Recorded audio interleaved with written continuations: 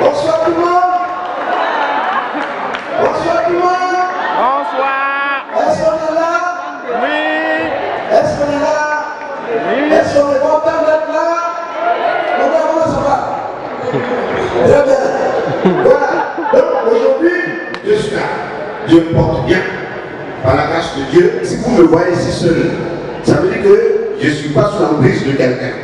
Personne ne me commande. Je prends ma liberté comme je veux, et je fais ce que je veux, et je me déplace comme je veux, je m'envole comme je veux. N'est-ce pas? Voilà, on fait bien la promotion des langues africaines. Mais je vais vous dire, au temps fort de la crise en Côte d'Ivoire, c'est vrai, il n'y a plus de crise. Il n'y a plus de crise. Quand il y avait la crise en Côte d'Ivoire, un côté, il y avait Gbagbo. L'autre côté, il y avait Ouattara. Ici, il y a beaucoup de monde qui vient. Bon, ce qui est sûr, c'était Ouattara et Gbagbo. Et moi, j'étais à Bobo. Ceux qui connaissent Abidjan, vous connaissez Bobo. C'est le quartier populaire. Quand on dit soulèvement, c'est à Bobo, tu commences à brûler bleu. C'est là-bas, moi, j'habite. Alors, quand ça a commencé, ils ont envoyé un panel pour pouvoir discuter le temps de rapprocher les deux parties. Parce qu'on ne veut pas que l'Afrique s'éclate. Donc, parmi les missionnaires, il y avait un Chinois. Il y a un Chinois ici. Il y a un Chinois ici, celui-là, il frappe mal. Hein? Donc, il y avait un Chinois. Avant de partir, on lui a dit, où tu vas là? Oui, non, on te frappe. Donc, sois prêt. Or, c'est un maître, il est pourri en karaté jusqu'à la paresse. Pour lui, là, au lieu de ceinture, on a cousu beaucoup pour lui. Non. Donc, il est venu. Mais ce que vous ne savez pas, la langue chinoise et puis la langue malinguée, c'est-à-dire la langue Kula, entre les deux langues, il y a des similitudes. Les deux disent la même chose, mais ça signifie autre chose. Bon, donc le chinois est arrivé. Quand il est arrivé, il a eu le domicile à Bobo. À Bobo, son hôtel était là, il y avait un kiosque à café. Le matin, il est sorti pour prendre son café. On lui a servi sa tasse. Il pousse la tasse vers un apprenti du Baka. Il dit bon, après je vais déguster mon café, le temps de lire mon journal. Et le petit qui était à côté vers qui il a poussé la tasse, pensait qu'il lui avait donné la tasse de café. Donc il demande au Chinois, Kakawa. Angula, ça veut dire, est-ce que je peux prendre? Or, en chinois, ça veut dire, est-ce qu'on peut combattre? Voilà le problème qui commence. Le petit Marou, il provoque le Chinois. Il dit Kata, le Chinois l'a regardé comme ça. Et il se dit, ça commence bien. Il dit Katawa, il insiste. Donc le Chinois fait comme ça. Fait comme ça de la tête pour dire, on verra ce qu'on verra. Marou pensait que c'était donné. Donc il amène la main vers la tasse de café. Ah là, le Chinois pense à une attaque. Il a riposté sur la patrouille de Marou. Marou saute, donc il atterrit. Et puis il demande au Chinois, Moulevé, en Gula, ça veut dire qu'est-ce qui se passe? Or en chinois, ça veut dire si le garçon revient.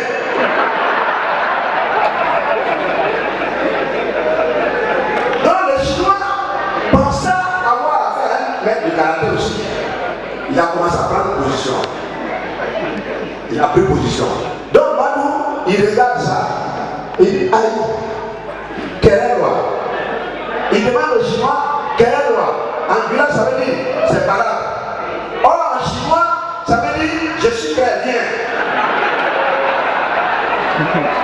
Et le Chinois attaque Madou, Madou tombe, et puis il se relève.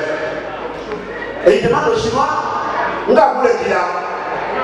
En Gula, ça veut dire, qu'est-ce que je t'ai fait? Or en chinois, ça veut dire, si tu es garçon, si tu es vraiment le fils de ton père, reviens. Moi, je me tais. Si c'est moi, je me tais. Le chinois est revenu, mais Yoko Guéri, très puissant. Ça envoie pas nous balader. Il est tombé et puis il est couché là. Il se relève, il s'assoit. Il ne peut plus se lever, il s'assoit. Mais sa bouche là, c'est ça qui va le tuer. Tais-toi. Il demande au chinois. Il m'a fait comme Faranoa. Tu veux me tuer? En Angoula, ça veut dire. Oh, en chinois, il me fait comme Farah. C'est le kata qui se pratique assis. Et si tu es sûr de toi, si tu es vraiment le fils de ta mère, trouve-moi à terre ici. Ils ont tué Madou. Le Chinois a tué. Voilà pourquoi il faut vraiment faire la promotion des langues africaines. En fait, c'est pas facile.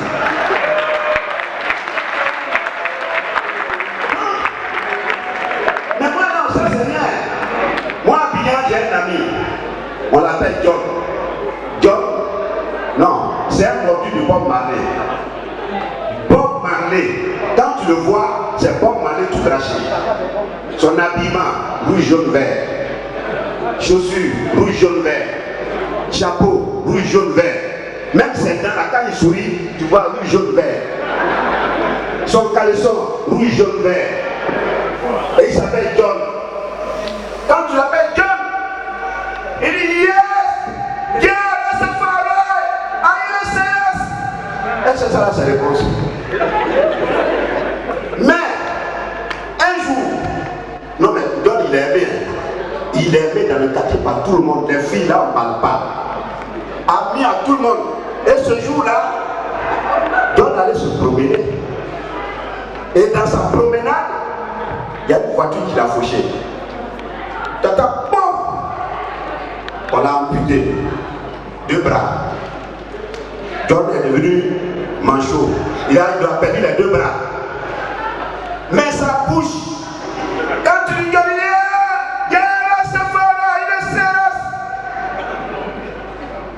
un jour, il y avait une pluie battante comme ce soir. Et John, au lieu de rester tranquille, il allait se promener. Flaque d'eau. Oh, il y a un puits perdu là. En passant dans ta porte, John est tombé dedans. Même puits profond.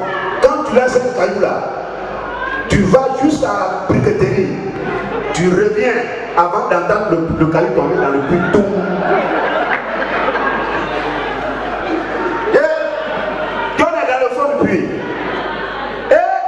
On tente de le tirer de là, on n'arrive pas. On dit qu'on va appeler les pompiers. Les pompiers sont arrivés. On dit il est dedans, on dit oui. On dit il s'appelle comment? Il dit John, mais il n'a pas de bras. John! Il dit yeah! Attendez, on va laisser ça. Là tu n'as pas de bras, tu cries là. Bon, comme tu n'as pas de bras, on va faire descendre une corde. La corde là, quand tu vas la voir, attrape la corde avec tes dents. Tu sais fort. Comme ça va te remonter. Tu as entendu? Il dit yeah, ça au dehors. On prend la corde. On descend la corde dans le puits. On dit tu as attrapé, il dit yeah. On commence à remonter John. On remonte John. On remonte, mais c'est profond. Tout le monde est là, silencieux. Tout le quartier est sorti. Dès que John a sorti la tête comme ça, ah non, on dirait les lions ont manqué plus. John! Il dit yeah!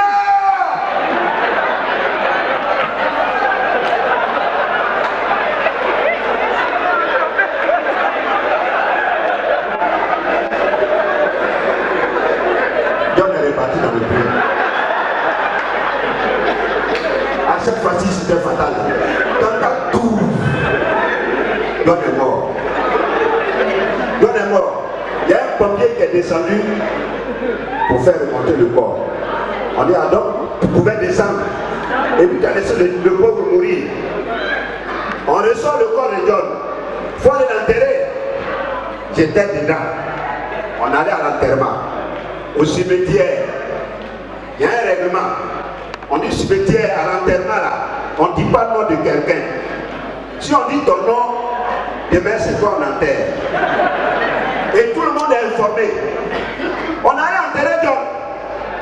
On arrive, on le met en terre. Allons à la maison, c'est là le prêtre va faire la dernière prière. L'imam aussi va faire sa dernière prière. Ah, mais malheureusement, il y avait un petit garçon de 12 ans qui nous avait suivi par là sur ce cimetière. Les enfants, ils s'en foutent. Donc, quand l'enterrement est fini, il est derrière un monsieur. C'est nous. C'est nous. C'est nous. C'est nous. C'est nous tout, mais le petit le suit.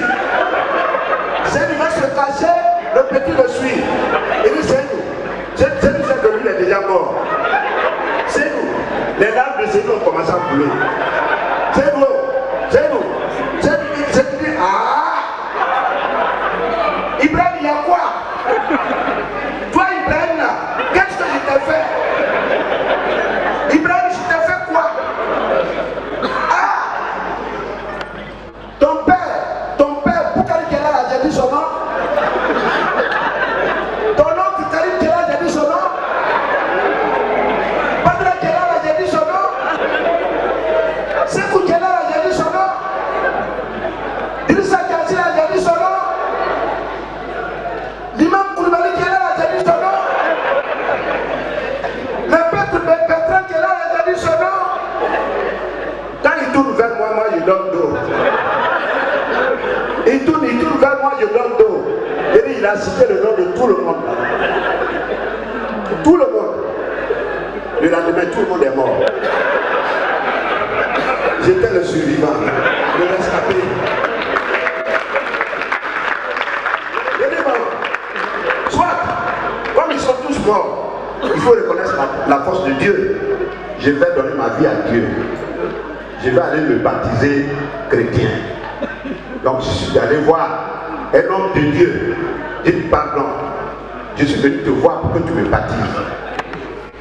Malheureusement, je ne sais pas heureusement, le baptême là, ça se fait au bord du marigot. Vous partez au marigot. Il prend ta tête, il plonge ta tête dans l'eau. Et puis il récite. Notre Père, qui est aux cieux, que ton nom soit sanctifié, que ton règne vienne jusqu'à la fin. Quand il te réduit à te baptiser.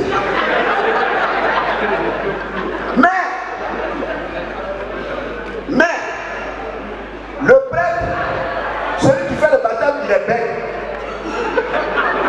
Il est bête. Il bégait. Oui, donc, j'arrive, heureusement pour moi, j'ai trouvé un monsieur avant moi. Il devait baptiser. Donc, il prend le monsieur. Il dit, monsieur, il est au Goa. Attends, d'abord. Je vais continuer avec moi.